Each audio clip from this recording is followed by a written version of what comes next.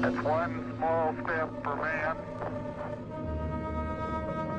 one giant leap for mankind.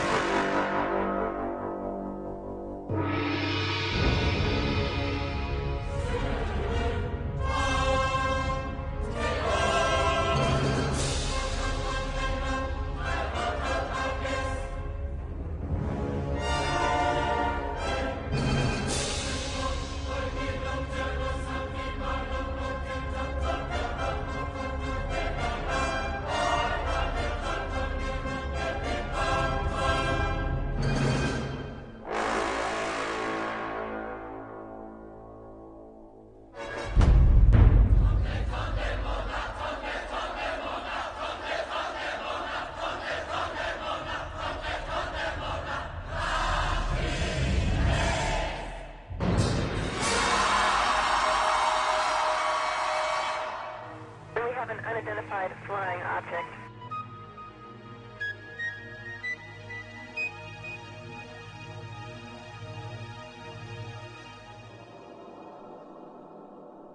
Did it really happen? Did man really walk on the moon, just as Kennedy had challenged NASA to do?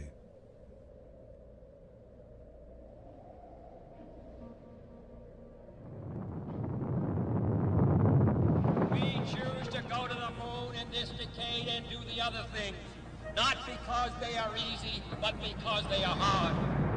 The photos of Apollo 11 moon landing have been criticized as being too perfect and looking like they've been photographed inside a TV studio with spotlights. Bill Casing is an ex-Rocketdyne engineer who points out that there should be a blast crater underneath the lunar module, but there isn't.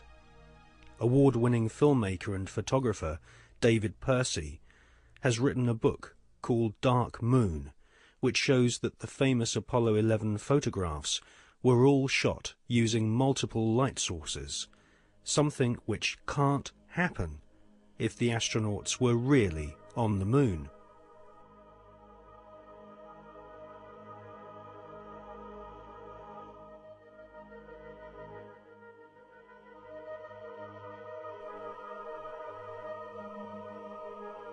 Jim Collier, an American investigator, has pointed out that the lunar module was far too small for two astronauts in full spacesuits to maneuver around inside.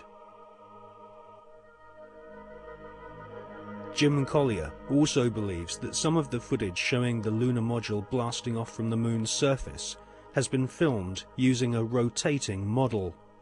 just like the special effects techniques Hollywood blockbusters use today.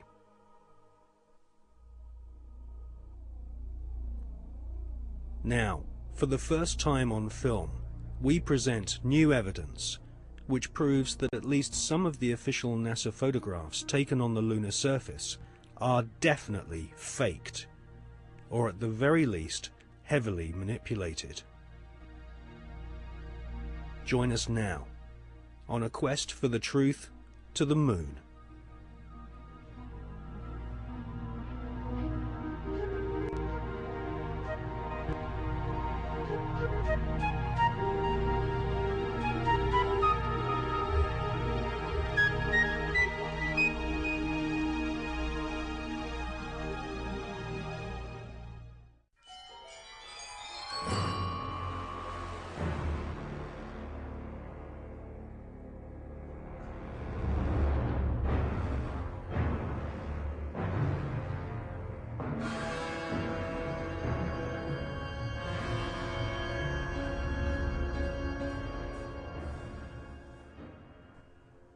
In this film, we shall not only prove beyond all reasonable doubt that many of the official NASA images of lunar exploration are fake, but we shall also examine the motives for the biggest lie put before the world. Why did NASA repeatedly fake lunar images and photographs? Why did NASA stage lunar expeditions which did not happen? The answer will surprise you. It can be summarized in just 2 words: money and UFOs.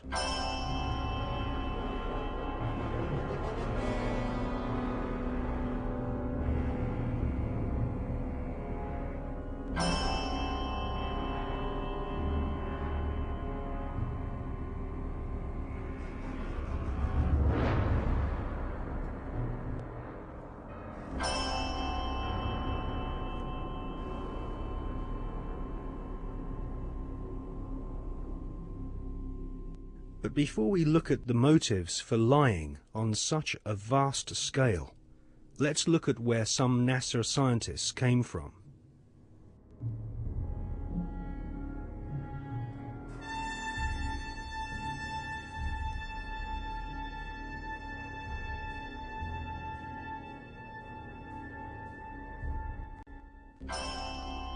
Peenemünde, Nazi Germany.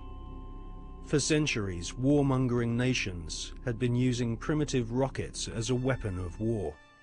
China, Britain, and of course Hitler's Third Reich all used rockets to terrorize their enemies. Werner von Braun was an SS officer and rocket scientist. His team at Peenemünde designed the first cruise missile, the V-1 Doodlebug.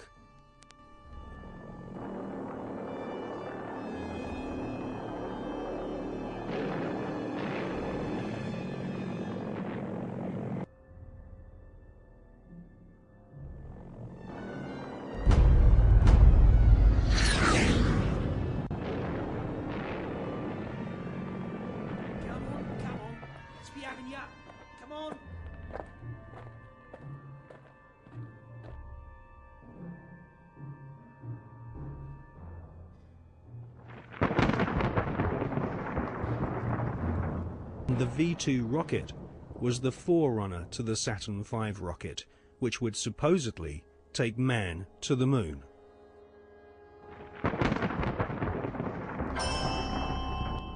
At the end of World War II, the American government were desperate to get hold of the Nazi rocket weapons, which had wrought havoc on the innocent people of Britain.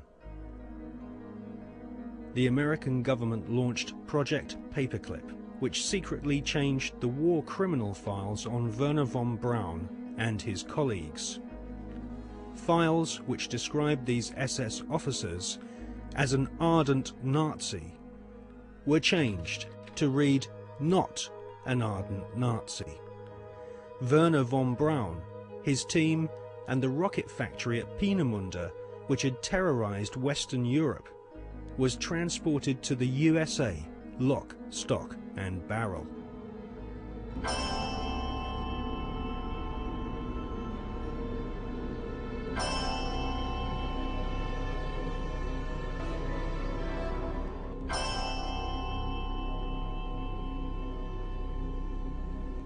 It soon became clear that the Nazis had a secret space program at Peenemünde and Nordhausen.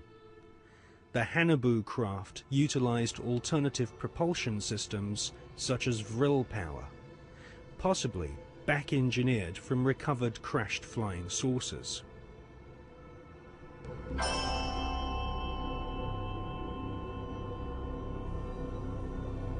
Prescott Bush was the grandfather of today's George W. Bush. Whilst working with the Bank of America and the Jewish Warburg brothers in Wall Street, Prescott Bush helped arrange vast loans to the Third Reich. The Third Reich's space scientists used Jewish prisoners as slaves to build gigantic underground bases and manufacture the V-2 rocket, which would terrorize Europe during 1944 and 1945. At Nordhausen and other sites in Germany and Austria, Werner von Braun and his team of Nazi SS engineers built vast laboratories and rocket factories. The interior of an entire mountain was excavated to accommodate a secret space facility which was no less than 1 million square feet. It was here, at Nordhausen, in top-secret underground bases, that a huge number of experimental rocket ships and circular flying discs were developed.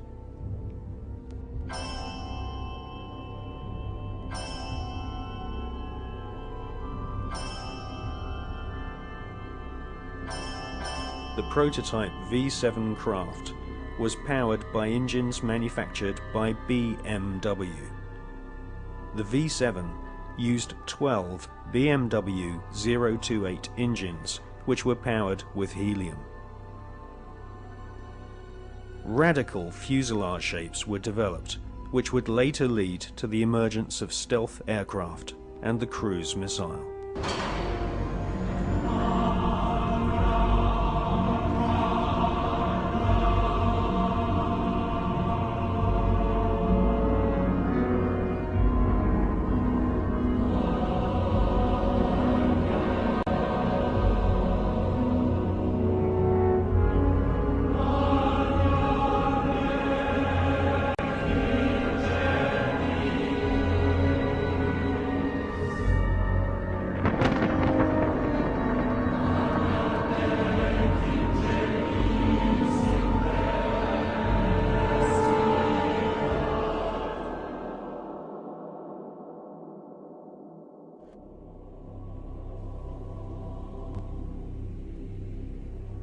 Werner von Braun and his team closely studied photographs of UFOs which had been photographed in Germany, Austria, Switzerland, and Russia.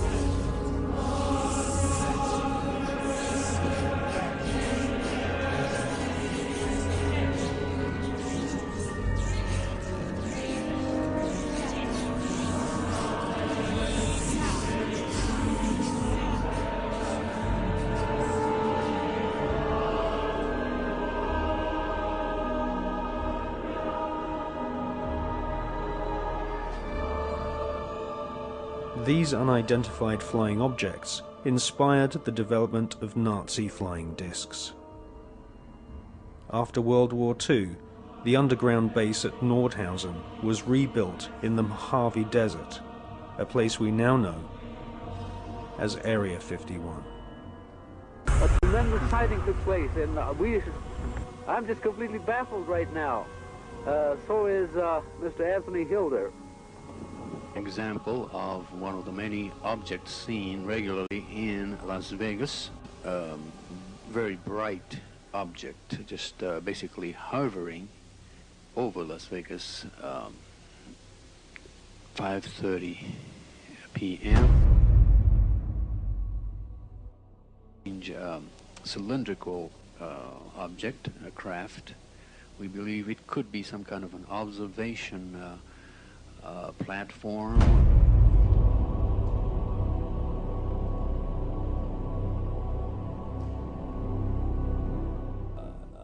The volume of evidence is that the space program that appears on the television news and has done these last few decades is actually only there as a movie to hide the real program, which is actually exploring things that these guys already know are there.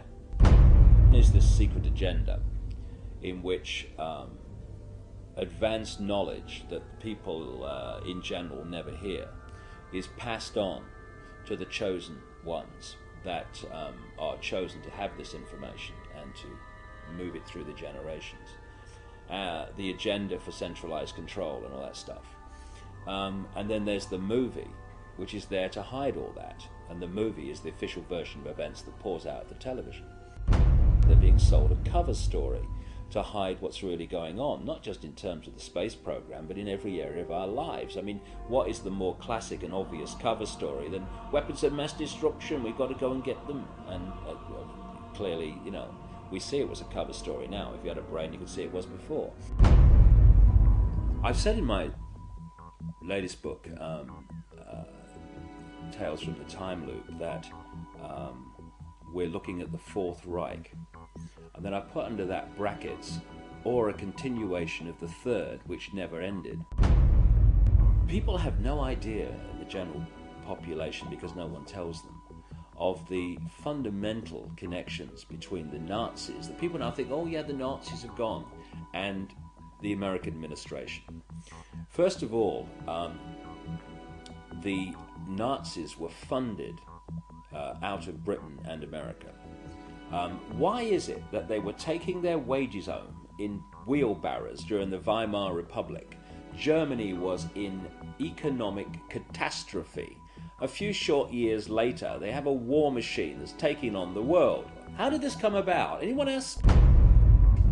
Well, let's ask the Bush family. Because, and this is not just me, other researchers have come up with this, and a guy called John Loftus, who is he runs the Holocaust Museum in Florida, that Prescott Bush, who is the grandfather of the present president, he was a major executive of the Harriman Empire in America. And they had a company called the Union Banking Corporation, the UBC, which interfaced with the banking and steel empire in Europe of a guy called Fritz Thyssen, who was named at places like the Nuremberg trial and elsewhere as a major funder of Adolf Hitler and the Nazis.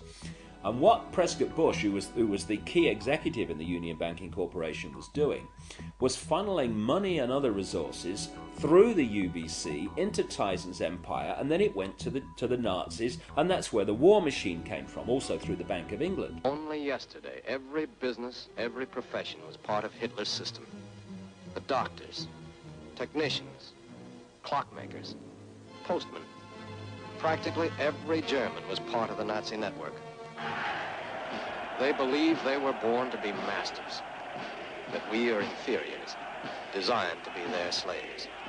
A number of companies in which Prescott Bush was involved in were closed down during the Second World War under the Trading with the Enemies Act. William S. Farish, whose grandson is now Bush's ambassador to Britain, William S. Farish III, very close friend and horse interbreeder with the Queen of England. His grandfather, William S. Farish, was president of Standard Oil, the Rockefeller Oil Company, when it was exposed as supplying the Nazis with oil during the Second World War, while they were supposedly in conflict with America. So what you had then was this CIA, British intelligence operation called Project Paperclip, which was to get the Nazis, the major Nazis, with all and a lot that with tremendous knowledge that are not registered by history, out of Germany so they would be safe, and into South America and North America to continue this agenda up to the present day. And so this is why you have Nazi after Nazi turning up as founders of and creators of NASA and all these other institutions, the CIA, that appeared immediately after the Second World War. T-minus 2 minutes and counting, and the countdown continues to move along smoothly. Now in the terminal countdown portion, we're standing by now to begin pressurization of the fuel tank. The second stage fuel tank pressurized, third stage fuel tank pressurized. The countdown continuing to move along smoothly, T-minus 90 seconds. Now looking at the liquid hydrogen tanks as they become pressurized. LH2 aboard the second stage, pressure 17. Final guidance release. We'll expect engine ignition at 8.9 seconds. 10, 9, 8, 7, ignition. Started, all engines are started. We have ignition, 2, 1, 0. We have a liftoff. We have a liftoff. And it's lighting up the area. It's just like daylight here at Kennedy Space Center as the Saturn V is booting off the pad. It has now cleared the tower. Mission control reporting the launch vehicle maneuvering to the proper attitude. Everything looking good at this point.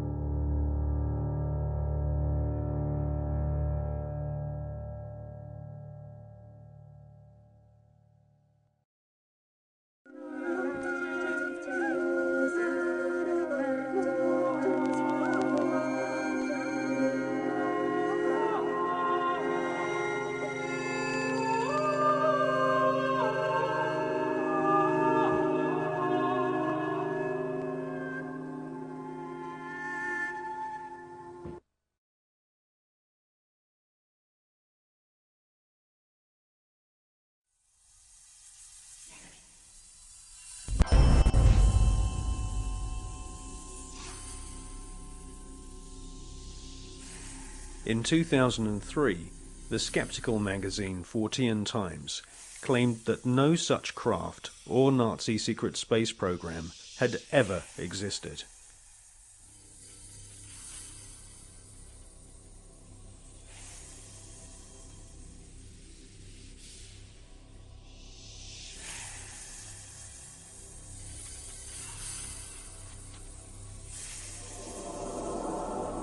But we have been given patents from leading German manufacturing companies, including UHA, Krups and BMW, which prove beyond all reasonable doubt that Hitler considered the Nazi secret space program a top priority.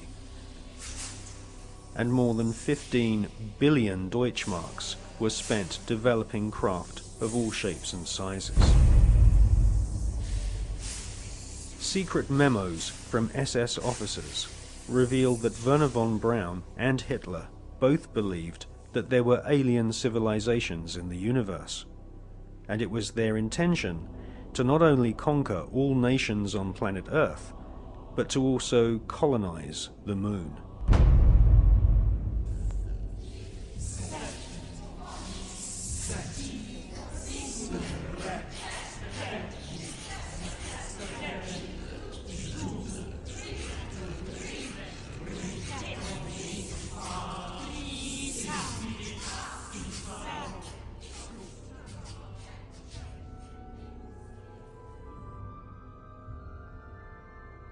Gentlemen, the conquest of outer space is the greatest technological challenge of the age in which we live.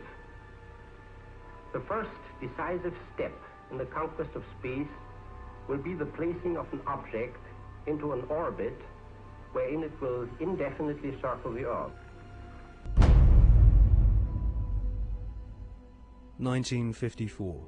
Sputnik 1 shocks the world and puts the USSR way ahead in the Cold War.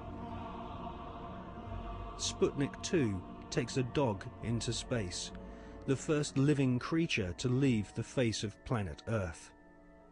Russia then shocks the world by sending an unmanned probe to the moon. Meanwhile, the US Army plan Project Horizon, a plan to colonize the moon with Americans. This plan was soon abandoned when the true nature of the hostile environment of outer space was discovered by American and Russian scientists.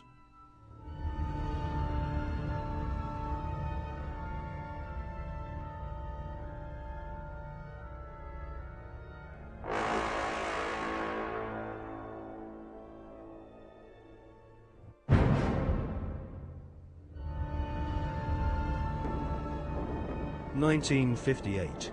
Spectacular rocket failures destroy American morale.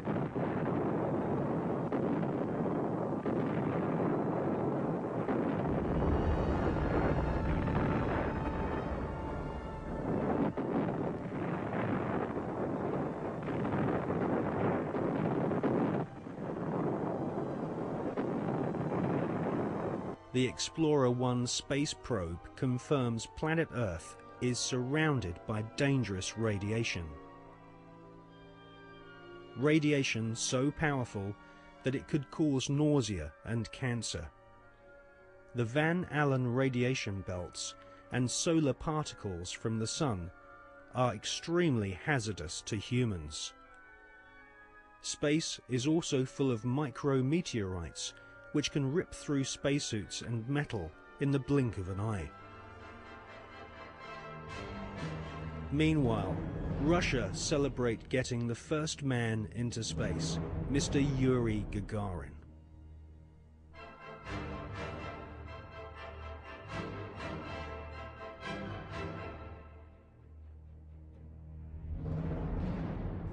Well, there was already a parallel space program, and it had been continuing from even before the time that NASA was created in 1958. October 1958, NASA were incorporated by President Eisenhower. The secret space program was run by the Department of Defense. It took its original form in Project Horizon, which was established in 1959, the habitation of the colonization of the moon. The reason for that was that whoever controlled the moon controlled the Earth. If you could launch rockets from the moon onto your enemies on Earth, they couldn't possibly retaliate, therefore you had the upper hand. There was a serious attempt, certainly a serious investigation, to put man on the moon and keep him there. So the secret parallel space program continues to this day. There is a military space shuttle, and even the ones that we see from Columbia onwards are designed according to the specification of the Department of Defense. If you look at them, they will carry spy satellites into orbit. And if you want to know what a spy satellite looks like, the Hubble telescope is one. That is the design of what's called the KH-12, the keyhole satellites, which are used today over enemy territory, which is presumably any territory that is not American. Regardless of the dangers of radiation, and without having spacesuits nor spacecraft which can protect the occupants from radiation, NASA convinced the American people to pay $40 billion for the space program.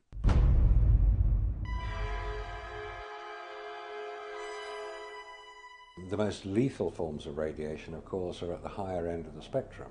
That's gamma rays and X-rays. We know what ultraviolet can do. If you stay out too long in the sun, you get sunburn and skin cancer and die, and it's all very sad. But gamma rays, and X-rays especially, are particularly lethal to humans, unprotected humans. There was no protection that I have been able to identify. I've found no reference to it. I found nothing that will tell me what level of protection is offered, so I have to assume none was.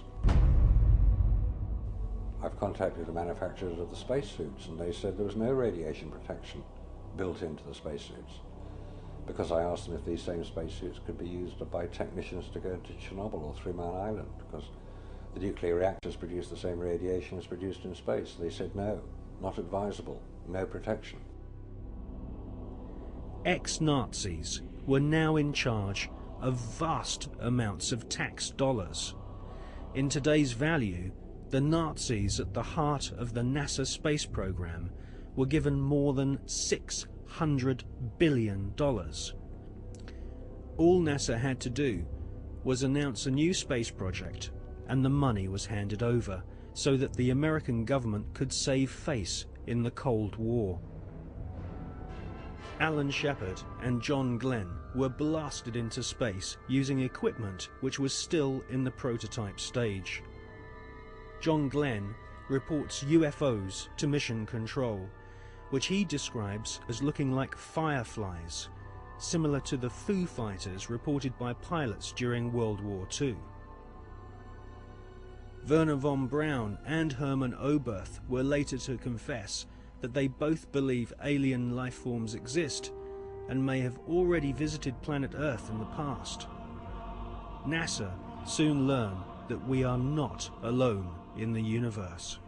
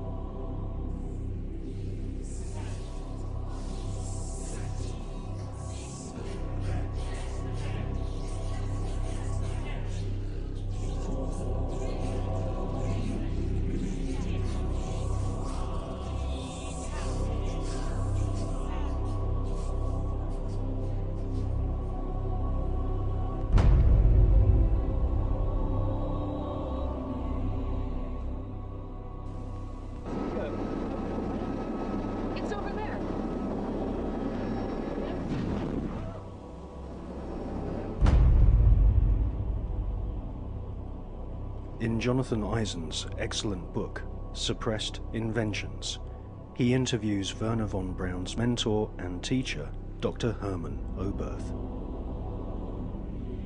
Dr. Oberth makes it quite clear that he has studied the aeronautic performance of UFOs.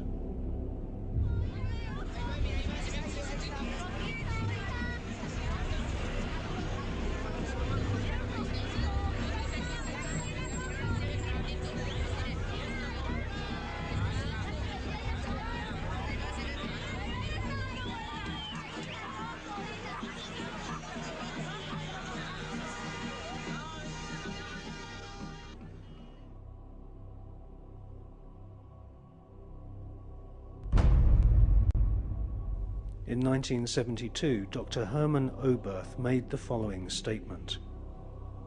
Today, we cannot produce machines that fly the same as UFOs do. They are flying by means of artificial fields of gravity. This would explain the sudden changes of directions.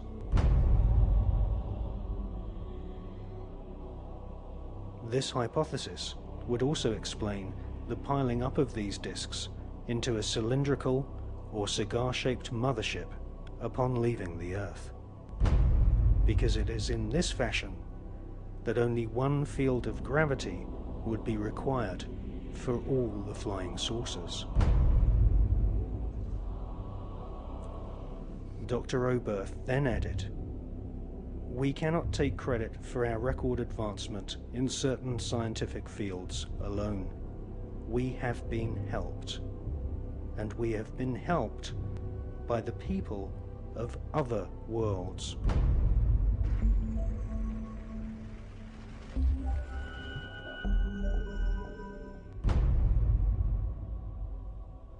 Dr. Hermann Oberth was the greatest pioneer of astronautics. Hermann Oberth made his statement in 1972. Almost 20 years later, in 1991, amateur footage of UFOs stacked up in a cylindrical formation was filmed in Mexico City.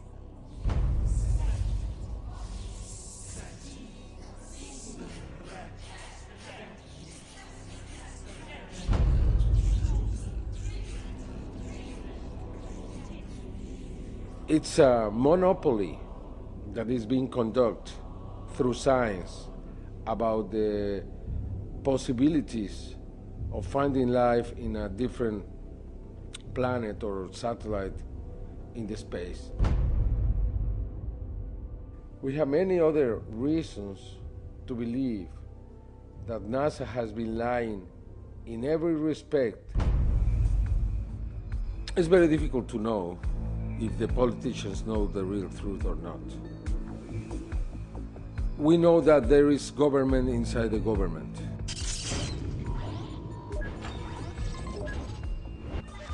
We know that there is military intelligence. We know that in America, after the Manhattan Project was created, that group subsists. And that group was the one who handled the Roswell crash, the Socorro crash, and others. Are you talking about Majestic 12? Yeah, probably it's a different name now. Now it's not Majestic 12, now it's something else. I'm here to discuss the so-called flying saucers. The Air Force interest in this problem has been due to our feeling of an obligation to identify and analyze to the best of our ability anything in the air that may have the possibility of threat or menace to the United States. In pursuit of this obligation, since 1947, we have received and analyzed between 1,000 and 2,000 reports. It's very difficult to know if Bush and Blair and others are puppets, or they are innocent, or they are the mastermind. What we really know is that there are many who decide together what to do in any kind of situation.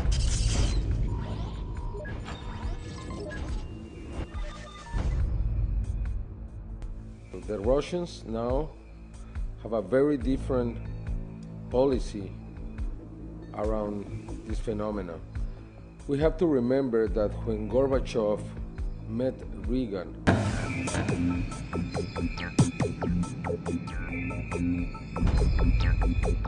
many times he asked about the technology that the United States have obtained from the others, and always Reagan, joking, replied to Gorbachev, "What did you do with it too?" They never said we are speaking about alien technology, but many times they spoke about the other technology. And we know that Gorbachev renounced to the race, the Cold era, because he learned that the United States had technology from these beings. From the Greys. From the Greys.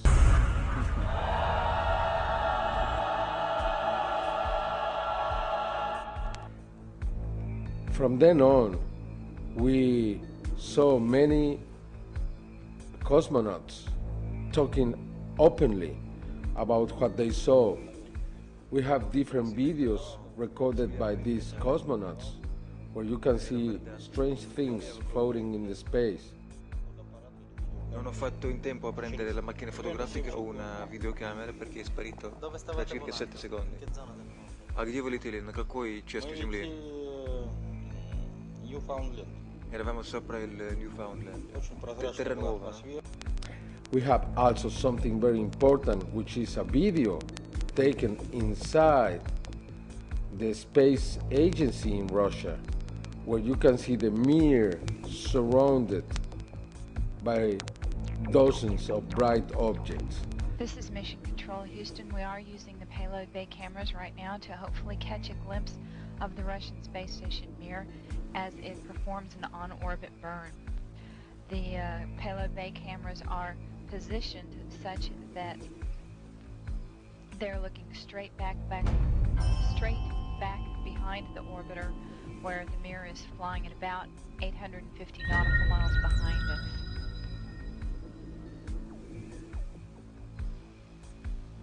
No joy from here, sorry. Hope it was a good one, though, for our friends.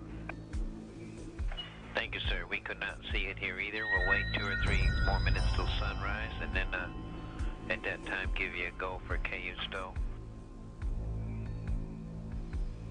We're at a mission lapse time of 7 days, 13 hours, and 17 minutes. This is Mission Control Houston.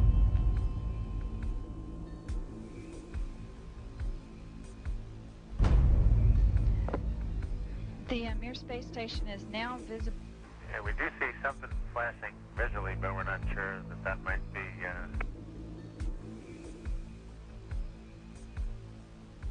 This shot was obtained by the shuttle, by the Americans. NASA never released that piece of video.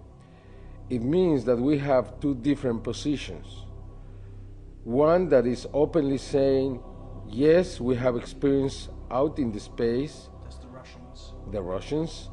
And we have the other, which is the NASA explanation that there is nothing in there.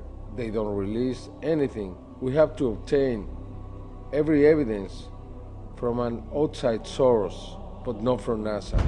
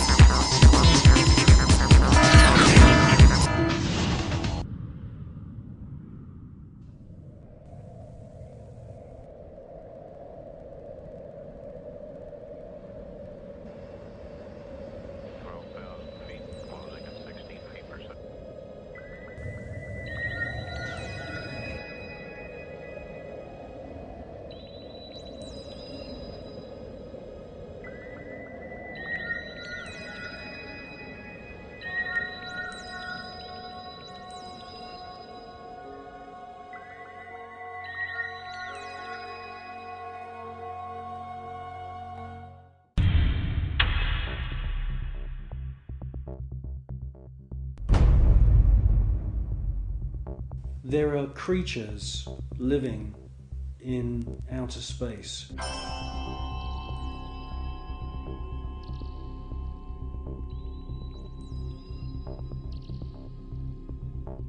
And I'm the first one to realise how crazy that sounds. Scientists would immediately say, well, that's impossible. There's ultraviolet radiation in space. Without having a craft around you, you'll die. Well, all I can say is that these, I call them space serpents, they do exist.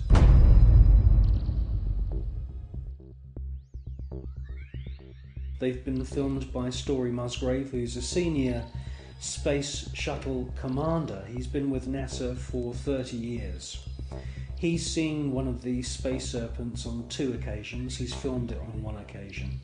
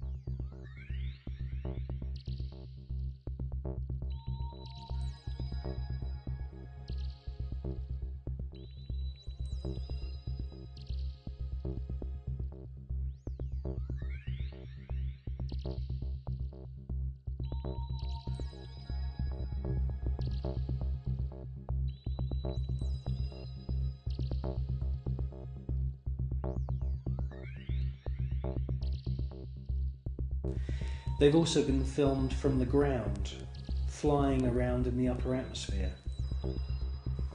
Now, quite frankly, we don't know anything about the life cycle of these creatures, but they do fit in with the descriptions of other kinds of critters, other strange looking creatures that astronauts from the very early days of NASA have reported. I suspect that they use some form of photosynthesis, and I suspect that they hydrate themselves by flying in the upper atmosphere of planets. One important thing I must say though about these space serpents is that there are about 7 or 8 very, very important ancient sites, temple sites on planet Earth, most notably in Mexico. And these temples are dedicated to the memory of flying serpents. And this is what we see in this footage, is flying serpents. There also seems to be a very interesting relationship between the flying serpent and these small luminous spheres.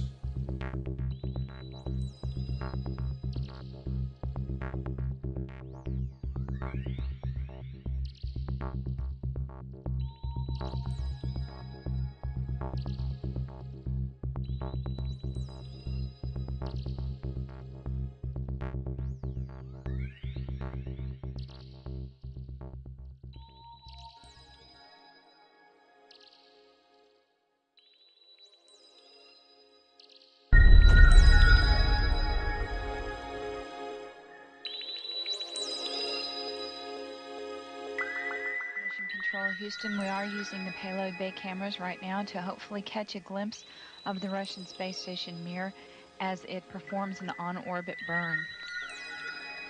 Though it will be difficult to pick Mir out from the stars as they pass behind us, the payload bay cameras are positioned such that they're looking straight back behind the orbiter, where the Mir is flying at about 850 nautical miles behind us. Well, obviously this is a massive faux pas that this piece of footage was accidentally broadcast. The person who's passed me this piece of footage is now dead. The footage that we see, mostly of UFOs, has been filmed with image intensifying equipment.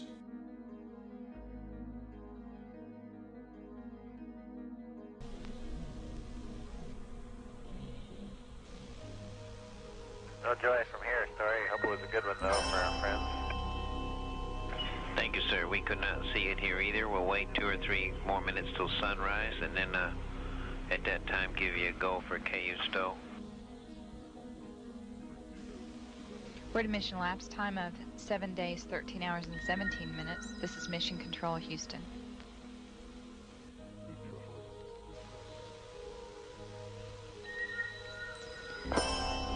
The Mir space station is now visible on the far left-hand side of the screen, about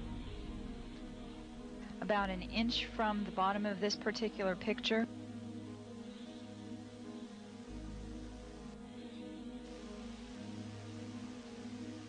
Okay, the Mir space station is the small flashing light in the center, about an inch from Camera Charlie on a monitor. the left-hand side of the screen. It's slowly... Tally ho on the camera.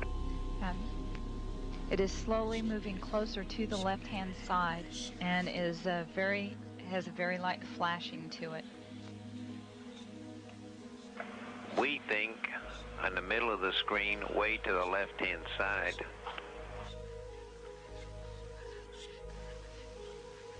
We think you can see a flashing light just a little bit to the left of the center of the screen, very faint.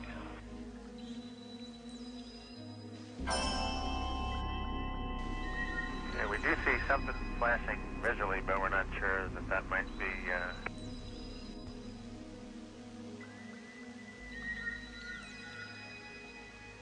This is Mission Control, Houston. Once again, we believe we were just able to spot the Mir spacecraft as it flies about 850 nautical miles behind us.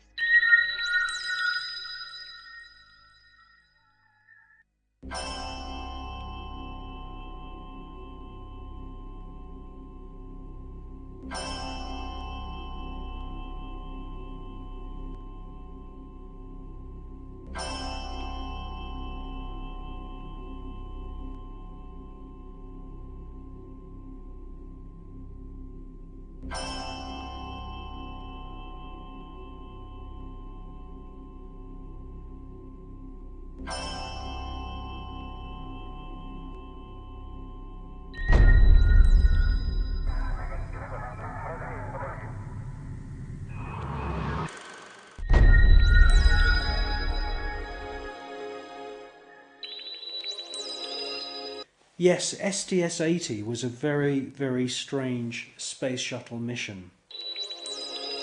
What we see is a lot of activity. It can't all be put down to natural phenomena. James Oberg at NASA and all the other pundits at NASA would love you to believe that these are all ice crystals and space junk and debris.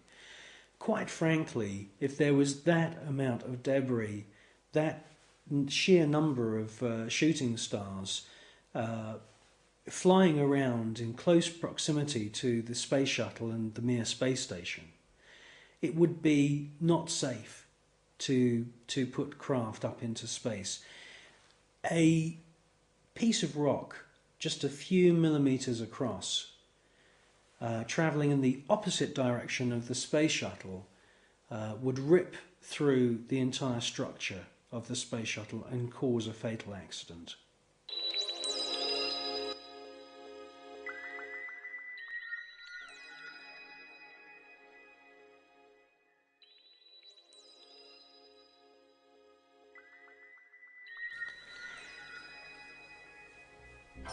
Well, people always say to me, you know, if there's extraterrestrials and if there's UFOs, why don't they make themselves known to us publicly? Well, I think with the space shuttle mission STS-80, that's exactly what they did do. You see objects which are out of focus, or they are transparent in some kind of way. And the first one comes from behind the space shuttle, comes into the field of view, and they make their way to the upper atmosphere. That's at least what it looks like. It's joined by many others, and you get a kind of rough circular formation appearing. And then you get the piece de resistance. The last orb comes into the center of this formation, and as soon as it finds its position, it lights up. And then you can see a sort of dance of lights around this formation. Now, this suggests to me incredible intelligence. It suggests to me that they are saying, look at us, look how clever we are. And it's an astounding piece of footage.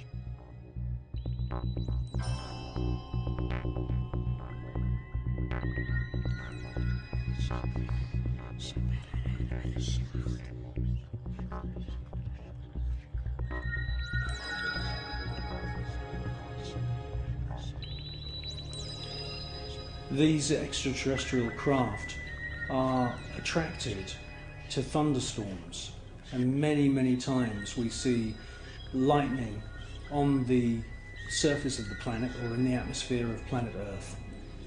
And as soon as these electric storms start, the UFOs swarm into the area. It's almost as if they're harvesting the electromagnetic energy within the atmosphere. And in actual fact, there are unseen forces in the atmosphere, etheric flows of what the German scientist Wilhelm Reich described as orgone energy. And it could be possible that these UFOs are sucking energy from these electric thunderstorms on planet Earth, and this is where they're getting their energy from. You should concentrate on the first object that appears, and you will see that it holds its position. Many TV stations have actually broadcast this STS-80 footage, but they only show you the few seconds of the large glowing orb coming from the lower atmosphere.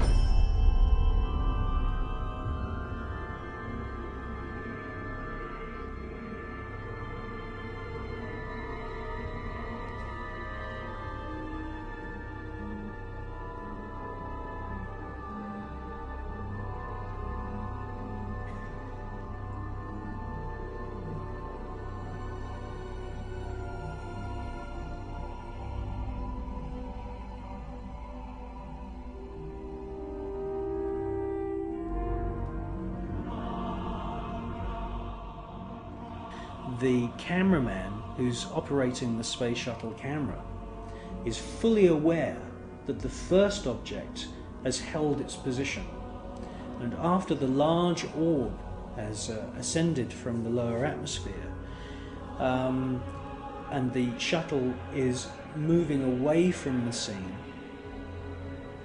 the cameraman is actually zooming in at the end of the sequence to double check the position of the first luminous orb, and it's a fascinating piece of video.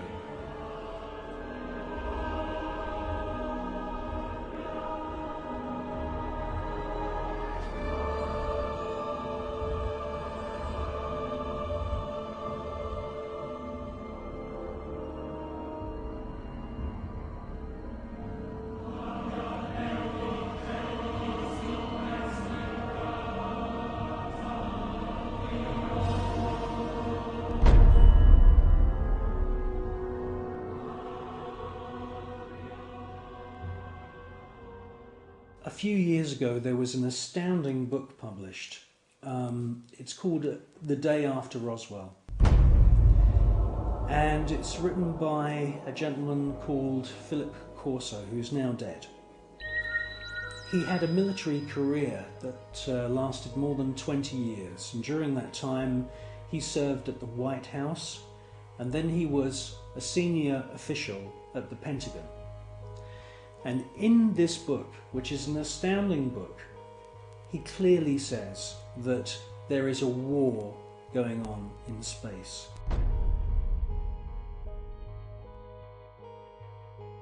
In other words, NASA and the American military have designed weapons. He says in his book that some of the weapons are based on patents of the genius inventor Nikola Tesla. Philip Corso tells us that there are plasma beam weapons being used against these UFOs, and that sometimes these UFOs are hit.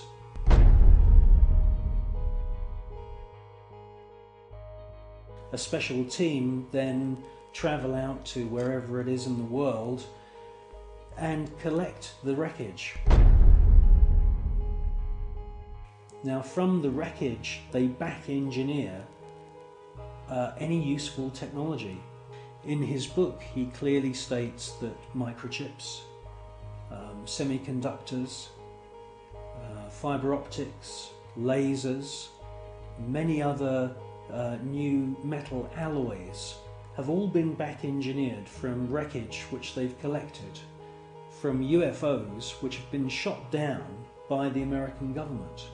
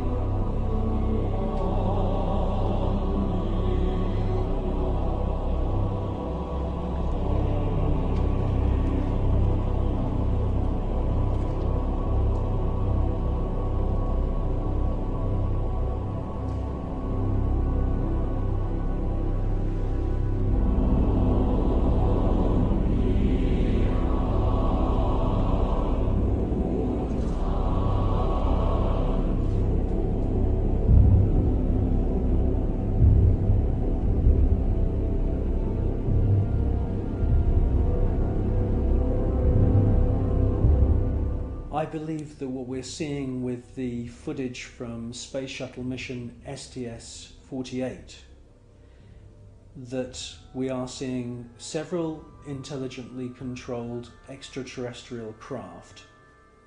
And yes, I do believe that the flashes are the firing of some very, very top secret weapon which is able to produce an electronic or electromagnetic plasma kind of death ray that is being used against these UFOs. I do believe that that is exactly what we're seeing.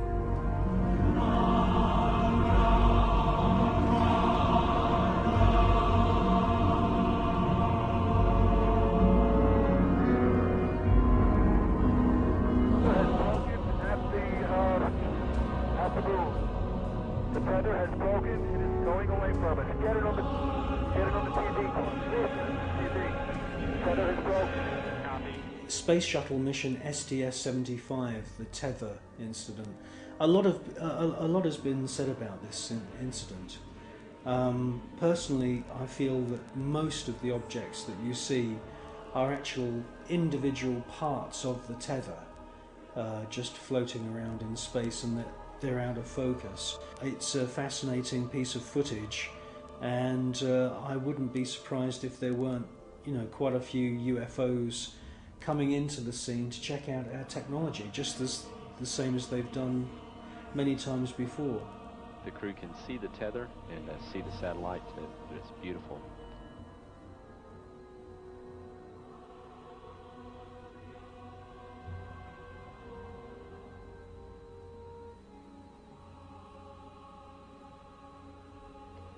This view showing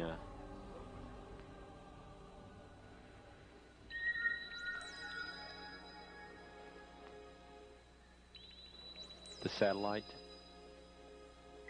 Again, just moving into sunrise. 81 nautical miles now from Columbia.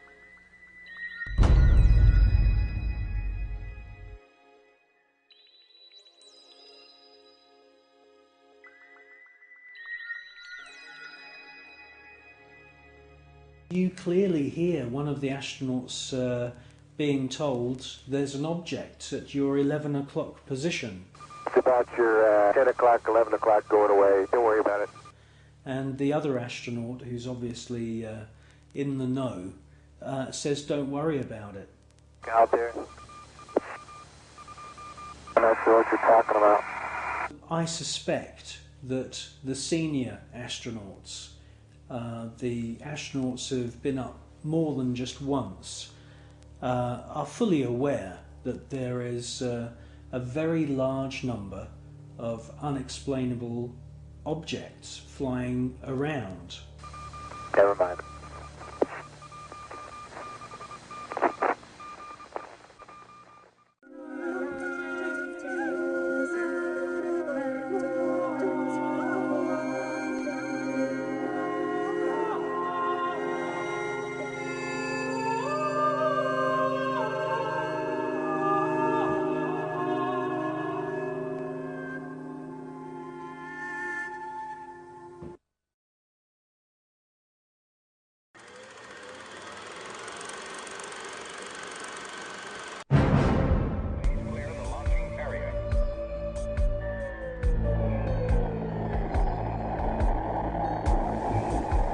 NASA spent gigantic sums of money during the 1960s, but most of it was spent on the ground, not in space.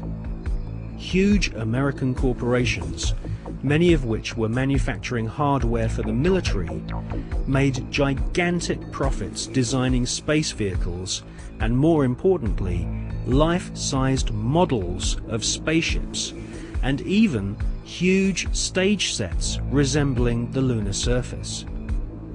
Someone in NASA had realized that after taking billions of dollars from the American people, if they couldn't make it to the moon, they would fake it to the moon.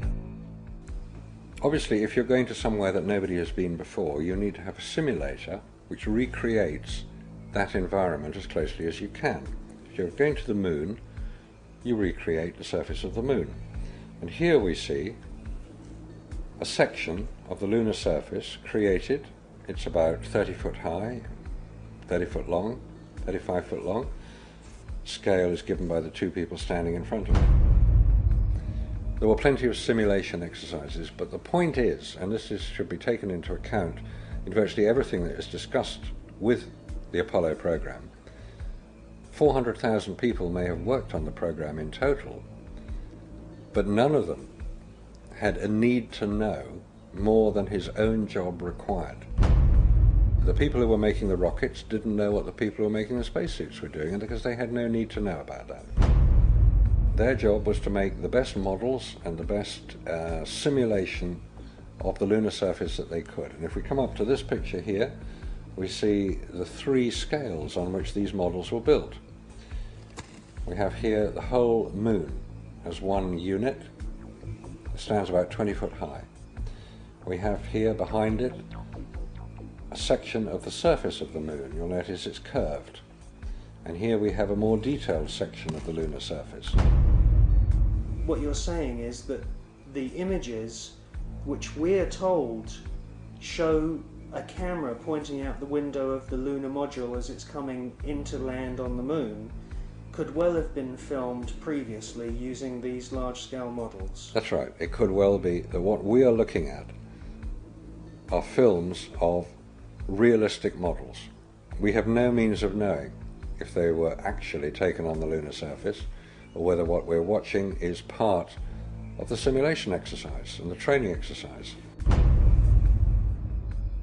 And you'll notice here on these models there is a camera track. A camera starting at this end, coming down here, would approach the moon, or appear to approach the moon, and become ever closer towards it. It's exactly what you would expect to see if you were flying to the moon. This is a simulation rig that was built. This is the command and service module of the Apollo program. And you'll notice that the window here looks out onto a block here. There's another one here. They're curved. These are the screens onto which the lunar surface was projected as the craft made a simulated approach towards the lunar surface. Is what we're seeing a mixture of fact and fiction? It is fact. It is fiction. It's mixed together. It's hard to separate them until you examine it closely. If a spacecraft is in deep space, the only possible explanation for a light seen through the window of the spacecraft is the sun. It's the only bright light in space.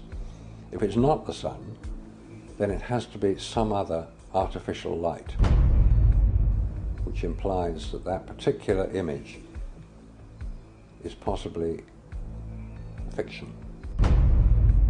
July 1961. NASA was soon being criticized for the flimsy construction of their hardware. The first orbital capsules did not even have windows in them for the astronauts to look out of. One of the most vocal critics was one of NASA's most respected astronauts, an all-American hero named Virgil Gus Grissom, who almost drowned when recovery helicopters were unable to lift his space capsule from the sea. After a successful journey into space, Gus Grissom almost died through NASA's bad planning. Or was this an early attempt to silence Gus Grissom?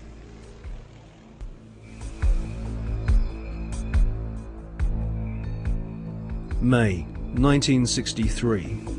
Astronaut Gordon Cooper experiences re-entry problems in his Faith 7 rocket ship. 7, 6, 5, 4, 3, 2, 1. Roger, have a lift off and the clock is operating. Start your clock. Take my 7, base 7 on the way.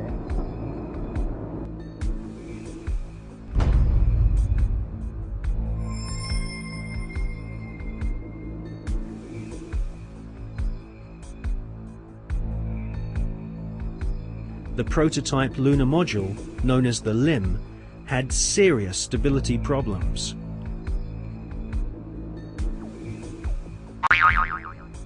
At this stage, there was no guarantee that even if NASA managed to get a spaceship orbiting the moon, they could land safely without killing the crew.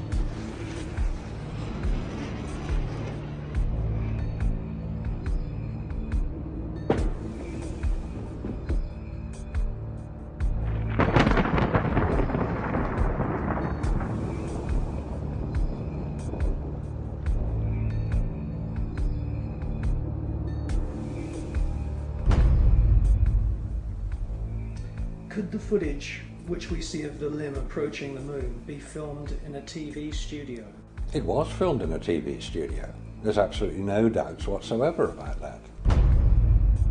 And the way that this film was created was by the use of models. There's nothing secret about the models. They exist. You can go and see them today. The models were very lifelike, very realistic.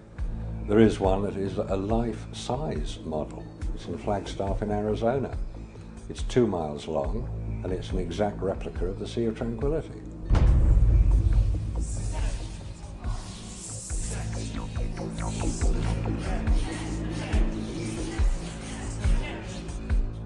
The photographs were used to create from those images the replica of the Sea of Tranquility, so that if it was flown over in a helicopter, it would appear as if it was a spacecraft approaching a similar area to land.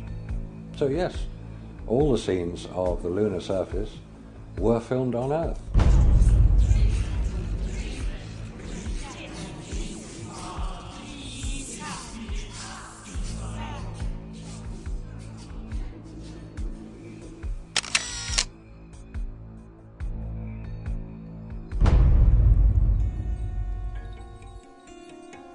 June 1965. Gemini 4 is launched and the first man walks in space. Like the Parsons started. I'm going to drag a little bit so I don't want to fire the gun yet. Okay, I'm out. Okay, now,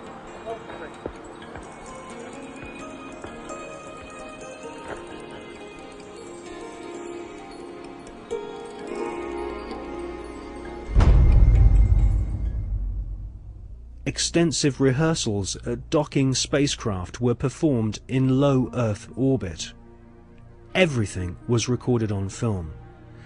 This footage would later become invaluable as NASA sought to fake the success of the Apollo missions. Meanwhile, more problems occurred. On Gemini 9, the second spacewalk had to be cut short due to problems with the astronauts' oxygen supply. On Gemini 11, another attempt to walk in space was curtailed due to fatigue. Was this a sign that cosmic radiation caused nausea and fatigue?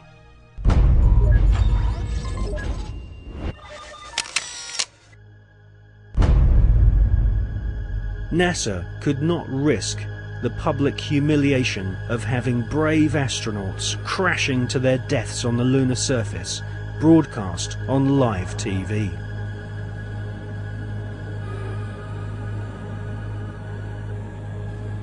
NASA's Nazis knew that a major catastrophic failure on the moon would cause the billions of dollars of funding to be immediately cut. Anyone with the most elementary grasp of science could tell that the Saturn V rockets were merely big versions of the Nazis' V-2 killing machines.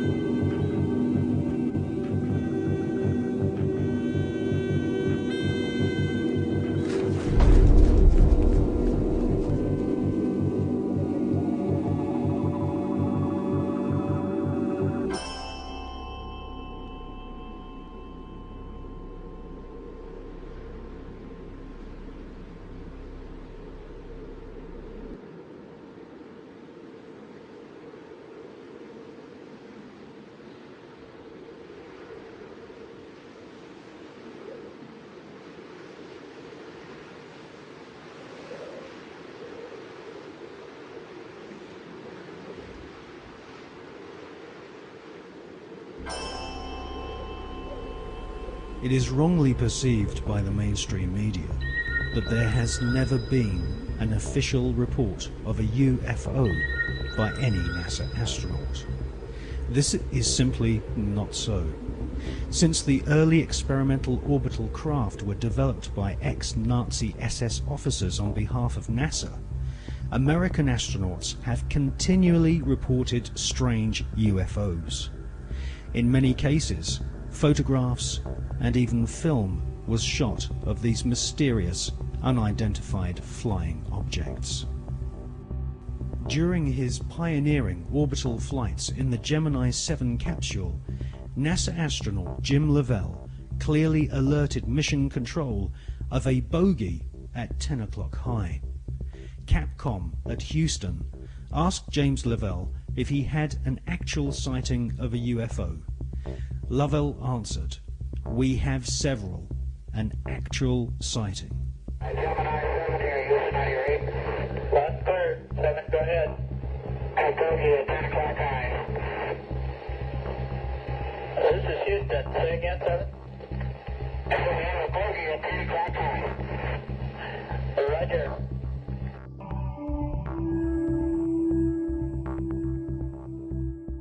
On the 4th of June 1965, astronaut James McDivitt reported seeing a cylindrical-shaped craft.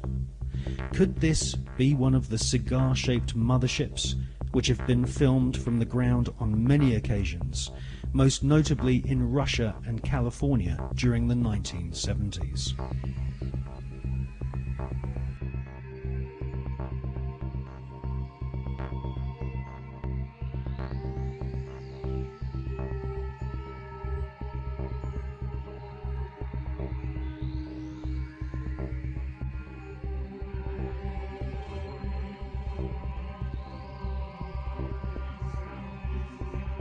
Former astronaut Gordon Cooper has publicly stated that his interest in UFOs was one of the reasons why he became an astronaut in the first place. In 1978, Gordon Cooper attended a meeting of the Special Political Committee at the United Nations General Assembly in order to discuss the UFO phenomenon. In a letter signed by Gordon Cooper, he said, "I believe that these extraterrestrial vehicles and their crews are visiting this planet from other planets. In 1951, I had the opportunity to observe flights of UFOs of different sizes flying in fighter formation from east to west over Europe." In a tape-recorded interview given by Cooper in 1973, he stated, "For many years I have lived with a secret, in a secrecy imposed on all specialists in astronautics. I can now reveal that every day in the USA, our radar instruments capture objects of form and composition unknown to us." I wondered, did you have anyone call you about a strange plane or airplane or something in the air? Where? It was coming down Sampson Drive. I don't know what it was. If it was a flying saucer. What did it look like, ma'am? It was like almost like an iridescent color. It was like a bluish purple. You could see a red glow up in the sky. It was huge. These people are serious. They're very upset. Whatever it was lit up. I mean, literally, if you were underneath it, you could see it would be like daylight, but red light. It changes colors from white to red to green. The sucker has not moved. We have multiple departments right now that have sightings on it. Right. This is not a prank phone call, I swear to you. No, is it? They're sitting stationary. I got 3 of them. What do they look like? I've got 4 discernible colors. I got red, yellow, green, and blue. And the one just was like flashing. So if they're those planets those guys were talking about, then they're planets with Christmas lights on. This is weird. In 2002, astronaut Scott Carpenter was interviewed by the late Graham Birdsall of the British UFO magazine. Scott Carpenter and his fellow veteran astronaut friend John Glenn both witnessed strange creatures in space during their pioneering flights. There were so many unknowns in the early days. And this is a fact of the matter. We were really not sure after John flew whether or not there were critters, living critters out there somewhere.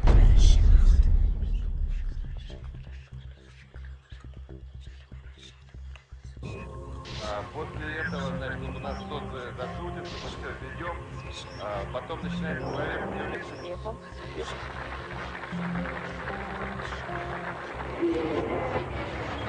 Yes, we have some, not thousands, some cases when Russian astronauts watched objects. Yes. Very, maybe few, not so far from the space station. Mostly over the Earth, very close to Earth, but it doesn't matter. From outer space, you can see it as if it's very, very close to you. And I talked to Musa Manarov and I talked to Gennady Strikalov and the other astronauts, and they told me that they have seen much more cases of UFOs, but without possibility to film it, because he said, it's always like with Russians. When you see something, whether this camera is without battery or with battery lying at the other end of a spacecraft, or, as Musa once told me, I see strange, interesting objects, but at the same time a spacecraft is coming to me and I need to dock it, and I can't leave the place and film it.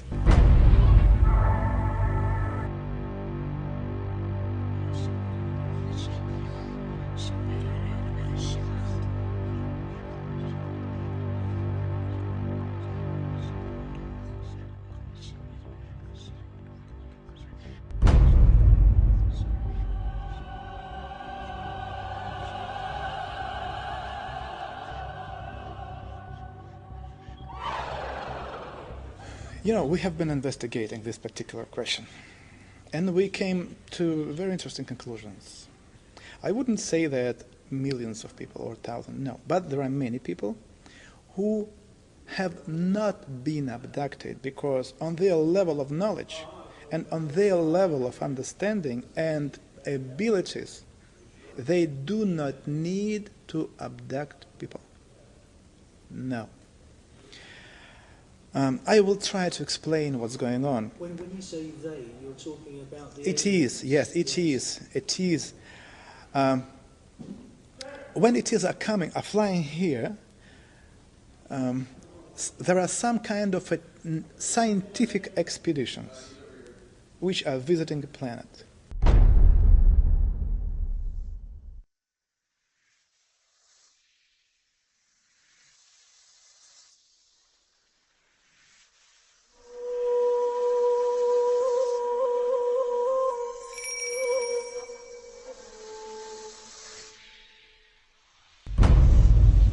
For us, it was very unusual to find out that the deepest and the most important interest for them is the God. Who is He? They are looking and searching for God, yes, and His creation, ways, understand everything. And they can learn it only in one way, if they learn and check how big human groups are behaving, kind of an invisible influence, and how people are reacting. At the same time, there is another very interesting technology. When they meet a person, they take from a person kind of a informational hologram. This hologram, which any human being have, contain in itself information about previous lives, about present life, and something about possible future. They take this hologram, informational hologram, and then to be able to read it, to decode information, they need to have a special key. This special key is the sample of your way of thinking. For this reason, to have this key, they somehow transmit into your brains a hard idea, like, just an example, you are living wrong. You broke our laws on this planet. This is the reason why very soon, when the sky became dark, thousands and thousands of people will die, and only few of them will stay alive. And at this particular moment, when a human being starts to analyze this information, they just read it, you know, like they take it like from a computer. Hops, that's it. They don't need anything. They take this hologram, they take this key, and then keeping this hologram anywhere there, they can have any information about a human being and what's going on with him and his surroundings.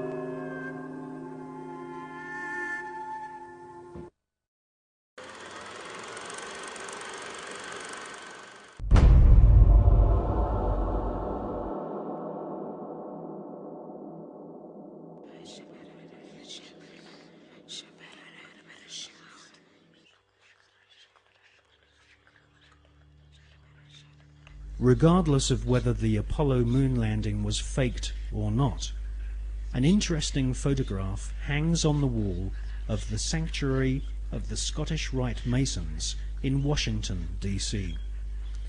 This photograph shows astronaut Neil Armstrong holding a Masonic apron over his spacesuit. The photograph has seemingly been taken on the moon, or at least on a studio set which resembles the surface of the moon. Neil Armstrong has become a mysterious character since his alleged moon expedition. According to the records of the Ohio Grand Lodge of Masons, Neil Armstrong's father is a Freemason. In fact, Neil Armstrong Sr. is a high-ranking 33rd degree Freemason. Neil Armstrong's co-pilot, the second man to have allegedly walked on the moon, was Buzz Aldrin. At the time of the Apollo 11 mission, Buzz Aldrin was a 32 degree Freemason. They were in good company, as many of NASA's astronauts were also Freemasons, including Gordon Cooper, Walter Schirra, John Glenn, Edgar Mitchell, Thomas Stafford, and Paul Weitz. These men were all members of the Brotherhood, all sworn to keep secrets on pain of death. These astronaut Masons were under the leadership of Kenneth Kleineknecht, who was NASA's Apollo space program manager. According to an article and photograph published in the Masonic magazine Scottish Rite Journal, upon his return from the moon, Brother Buzz Aldrin presented a flag to Sovereign Grand Commander Smith, who was the Supreme Commander of the Supreme Council of 33rd degree Masons of the world. The flag Buzz Aldrin presented had been taken to the moon on Apollo 11. According to a Masonic lecture delivered at Beauverde University in 1994 by American Masonic historians, astronauts Buzz Aldrin and Neil Armstrong performed a Masonic ritual exactly 33 minutes after touchdown on the lunar surface. They temporarily planted the international flag of Scottish Rite Freemasonry, which features a large double-headed eagle. Therefore, the eagle has landed. Override off. Engine arm off. 13 is in. We copy you down, Eagle. Listen, Tranquility Base here. The Eagle has landed. Roger, Tranquility. We copy you on the ground. You got a bunch of guys about to turn blue. We're breathing again. Thanks a lot. And we're getting a picture on the TV.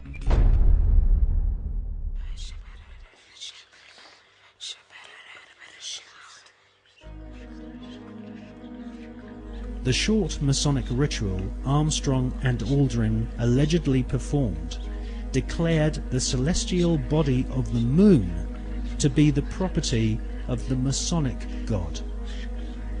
who is the Masonic God? As confirmed by former Supreme Commander of the 33rd Degree and Grand Wizard of the Ku Klux Klan, Albert Pike, the Masonic God is Lucifer.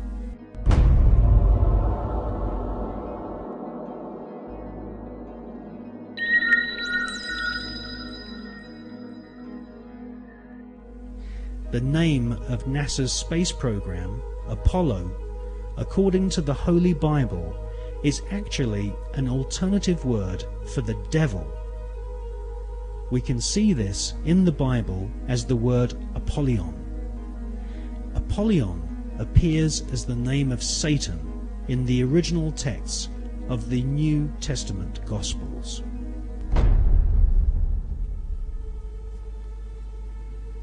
Like Christopher Columbus and many explorers before them, Armstrong and Aldrin used a flag to claim territory for their monarch.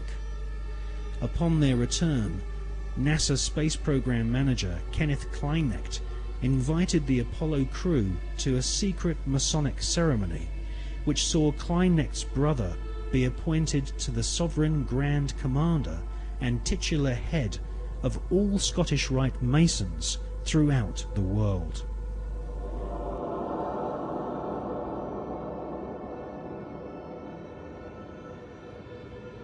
Once you learn the occult significance of words such as Apollo, Columbia, and Atlantis, you will realize that the occultically inspired murdering Nazis who developed NASA's space program have used names which are part of ritual, magic, and the occult.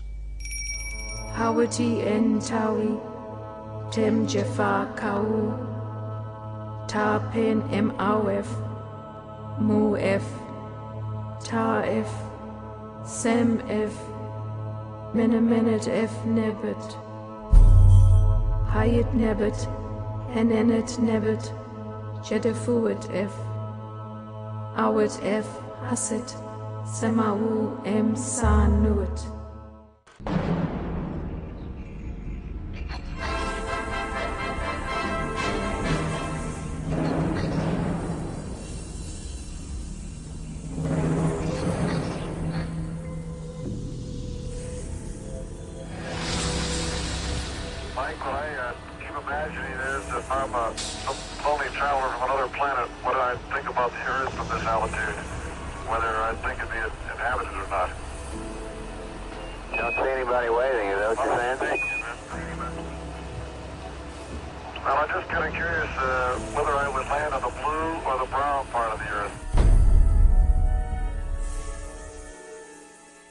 On the dark side of the moon, the secret face of our satellite planet, which only a few men in living history have ever seen, there lies a star-shaped crater called Parsons Crater, named after the rocket scientist John Parsons. John Parsons is known by several names. He was born under the name Marvel Whiteside Parsons, and soon became involved in the occult. Charles Taze Russell, who invented the Jehovah's Witness movement in America, predicted that the beginning of the end of the world would commence on October 2nd, 1914. On this very day, rocket scientist John Parsons, better known in occult circles as Jack Parsons, was born. A brilliant rocket engineer, Parsons soon entered into correspondence with SS Nazi officer Werner von Braun, and by the age of 13 had begun summoning evil spirits and demons using magical rituals which Parsons had learnt from British occultist Aleister Crowley. Aleister Crowley styled himself as the Beast, and Jack Parsons referred to Aleister Crowley as his father.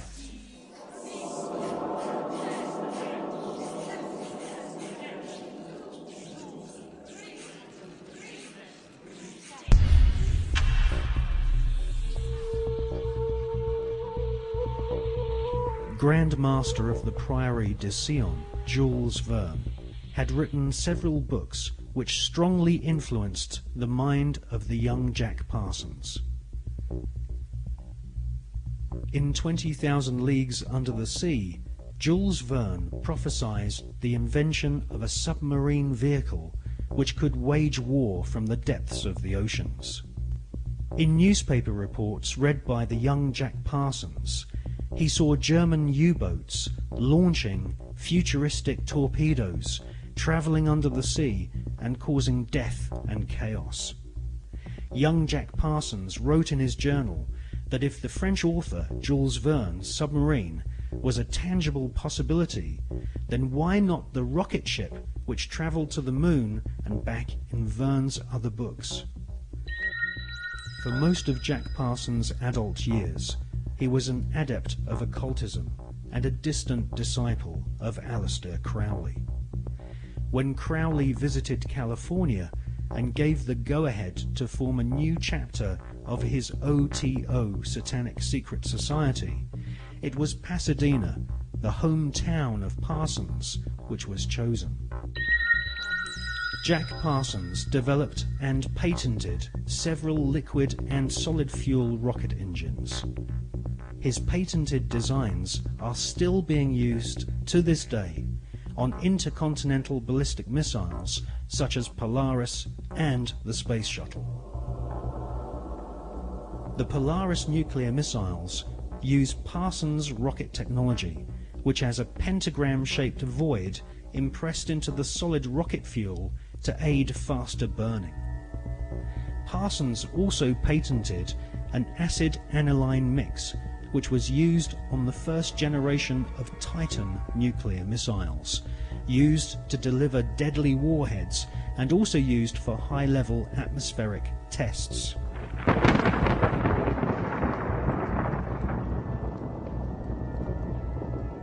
Coincidentally, Jack Parsons' occult mentor, the British beast Aleister Crowley, used to often call himself the nickname Titan.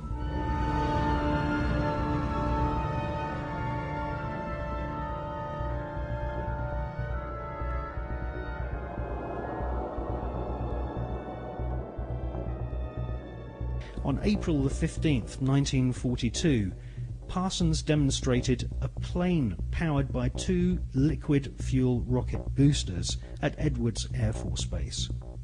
The test was witnessed by Alfred Ledding, who fronted the US military's Project Sign, which investigated UFOs and helped cover up the phenomenon for decades.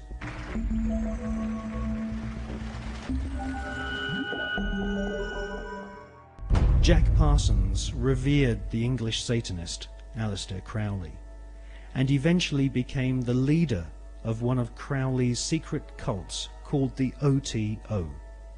The OTO, or Ordo Templi Orientalis, claims descent from the Bavarian Illuminati, which had been revived by Adam Spartacus Weishaupt on May 1st, 1776, and had approximately 2,000 members in Masonic lodges in London, Paris, Copenhagen, Amsterdam, Munich and Ingolstadt.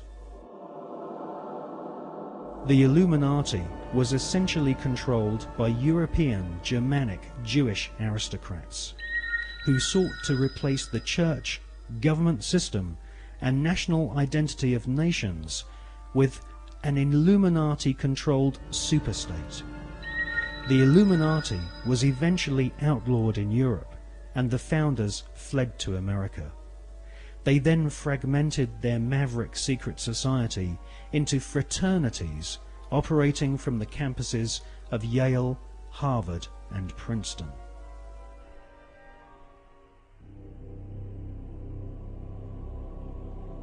From his pulpit in Brooklyn, New York, charlatan priest Charles Taze Russell prophesied that from October the 2nd, 1914, the beginning of the end of humanity would commence, with the emergence of the Antichrist and Babylon the Great, as foretold in the Bible's book of Revelation. Jack Parsons, born on that prophetic day, would later attempt to invoke the incarnation of Babylon and also sign an oath stating that he was indeed the Antichrist.